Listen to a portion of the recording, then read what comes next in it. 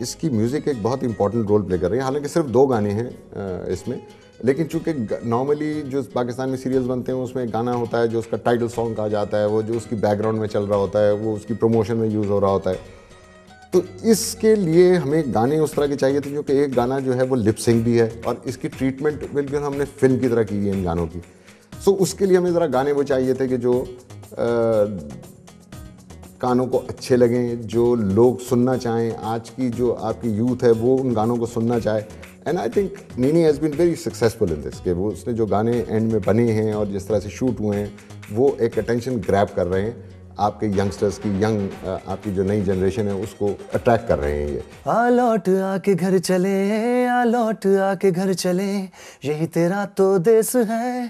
पेड़ों से बरसती शाम लिए, कोयल से सुबह का नाम लिए, ये तेरा देश, ये तेरी जमी, गलियों कूचों की रेल पेल, सब छोड़ के ये तू जा जो सके, तू हवा में उड़ और देख जरा दिल और धरती को साथ लिए, तो मुस्कुरा के घर चले, आ लौट आके घर चले, ये तेरा तो देश है। Country love, take me home to the place I belong. Country love, take me home to the place I belong. Country love एक बहुत ही मज़े का ड्रामा था। जब नीनी भाई मेरे पास आए और उन्होंने मुझे उसकी स्टोरी सुनाई तो वो काफ़ी एक इंटरेस्टिंग स्टोरी थी और हमने काफ़ी चीज़ें उसमें बिल्डअप की। जब हम लोगों ने इसके ट्रैक्स बनाने शुरू किए गाने के लिए, तो हमारे पास जब उसकी राइटिंग मटेरियल आया और उसके कैरेक्टर को हम लोगों ने देखा और समझने की कोशिश की, तो हम लोग काफ़ी इसमें पजल हुए थे कि हम लोग क्या चीज़ ऐसी बनाएंगे जो कि बहुत ज़्यादा सूट करेगी और एक कैरेक्टर को डिसाइड करेगी। क्योंकि टाइटल ट्रैक इसमें डिफरेंट था और शॉन के कैरेक्टर और शॉन की जो स्टोरी थी वो एक हमारे लिए चैलेंज सा था कि हम लोग इस तरह की कोई चीज़ बनाएं जो कि मिक्स हो और बन के निकले। तो फिर हम लोगों ने इस पर एक कॉन्सेप्ट बनाया, उस कॉन्सेप्ट को हम लोगों ने ले डाउन करने के लिए, इसमें ख्वाजा परवेज़ साहब अल्लाह ताला उनको जन्नत नसीब करे, उनकी डेथ हो गई, उन्होंने लिखा फिर पहले एक बेसिक इसका स्ट्रक्चर, उसके ऊपर हम लोगों ने बनाने की कोशिश की। हम लोग कामयाब हुए काफ़ी हद तक। फिर हमने उसको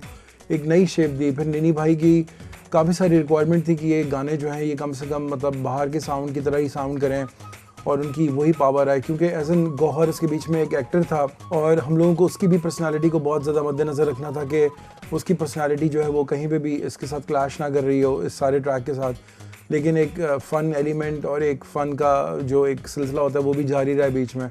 तो हम लोग आखिरकार काफ़ी हद तक कामयाब हुए। इस तरह हम लोगों ने एक शॉन का ट्रैक बनाया। अखियों से दूर रहूं, दिल में ज़रूर रहूं, जादू करूं मैं ऐसा, दिल की आवाज़ हूँ मैं, एक गहरा राज हूँ मैं, मेरा अंदाज है ऐसा, मैं इकरार करूँ किसी से प्यार करूँ, कभी ना ये दिल हारेगा, मेरा नाम शॉन, मेरे जैसा कौन, मैं हूँ अपना ही दीवाना।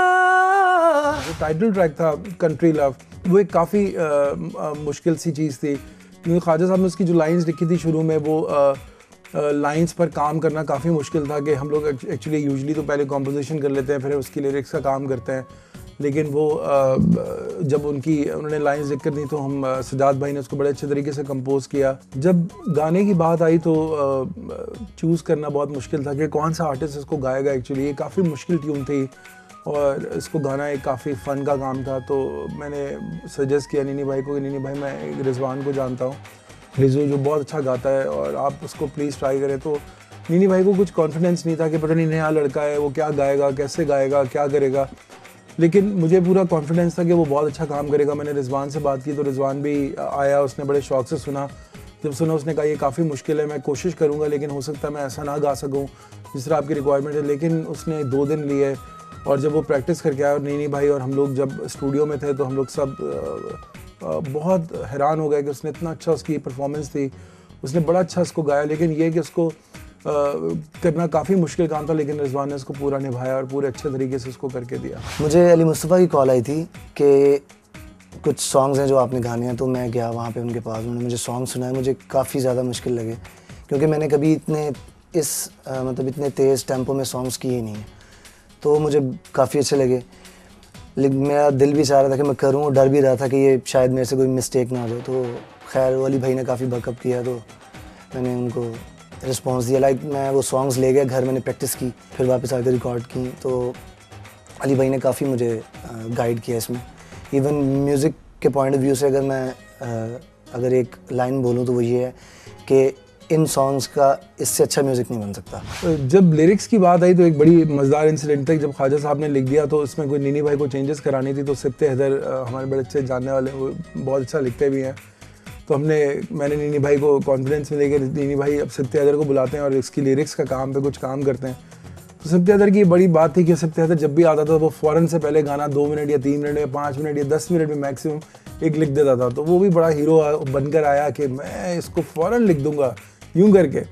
खैर वो नीनी भाई के सामने उसका टाकरा था, बेचारा 2 दिन तक लिखता रहा और उसके बाद जाकर वो नीनी भाई की सेटिस्फेक्शन में पूरा होता। लेकिन उसने भी बहुत मेहनत की, लेकिन ये था कि उसका वो रिकॉर्ड टूट गया कि 10 मिनट में गाना या 15 मिनट में गाना, लेकिन वो उसको पूरे 2 दिन लगे उसको लिखने में। आंचल में छुपा अंदाज यही, देखे तड़पे तू राज यही, रिश्तों में भरा है प्यार यही, हर एक बोली में साज यही, तेरे लिए नए रास्ते हैं, नया है समा, लिख दे इन हवाओं पे एक नई दास्तां। I think directly or indirectly, you know, this play is related to music as well. मुझे अभी भी याद है कि जब हम स्क्रिप्ट पढ़ रहे थे और उसमें जब मुझे एक्सप्लेन किया गया कि इसमें 2-3 गाने भी हैं और परफॉर्मेंसेस हैं, मैंने इस तरह से आजकल के प्लेस में ज़रा कम देखा है कि एक सिचुएशनल सॉन्ग्स बीच में आ जाएं, बिकॉज एक मूवी का स्क्रिप्ट था जिसको पहली दफ़ा एक्सपेरिमेंट किया गया ड्रामे के लिए।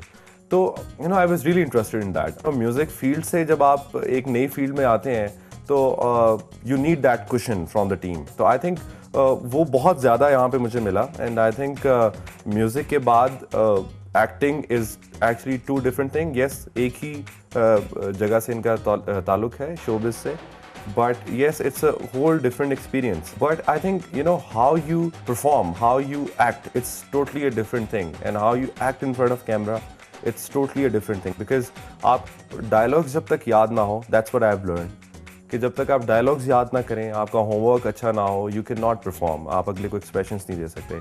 So it's a new learning experience. I also feel that there's some singers जो कि basically who do work out very well as actors. इसलिए क्योंकि एक सिंगिंग के अंदर बहुत इम्पॉर्टेंट चीज़ होती है कि आप एक जो लिरिक्स भी हैं उनको भी आप किस तरह बयान करते हैं। You put in emotion, you put in stress, you do the same as an actor. फ़र्क सिर्फ ये होता है कि इफ़ एज एन एक्टर, हमेशा कहते हैं कि एक्टर जब चले तो खूबसूरती से चले लेकिन वो डांस ना बने, और जब बोले तो खूबसूरती से बोले लेकिन वो सॉन्ग ना बने, क्योंकि अगर बिल्कुल वो सॉन्ग बन गया और बिल्कुल डांस बन गया तो वो बेहुदा लगना शुरू हो जाएगा। लेकिन डीप डाउन छुपा के एक तरह से an actor also sings and he also dances. तो I think a lot of singers can at times, और ये हमने बाहर की फिल्मों में देखा, हॉलीवुड वगैरह फिल्मों में। फ्रैंक सिनाट्रा बहुत बड़ा अच्छा एक्टर भी था। I think the most important and the most hard thing for that play was the dance that I actually did. क्योंकि आज से पहले मैंने कभी डांस वगैरह नहीं किया, so I think इसकी डिमांड थी कि आपको you have to do dance in one of the song called मेरा नाम शॉन मेरे जैसा कौन, मैं हूँ अपना दीवाना। वो बहुत एक मुश्किल और yet बहुत इम्पॉर्टेंट एक डांस सीक्वेंस था जिसके लिए I had to practice a lot. अखियों से दूर रहूं, दिल में जरूर रहूं, जादू करूं मैं ऐसा, दिल की आवाज हूं मैं, एक गहरा राज हूं मैं, मेरा अंदाज है ऐसा, मैं इकरार करूं किसी से प्यार करूं, कभी ना ये दिल हारेगा।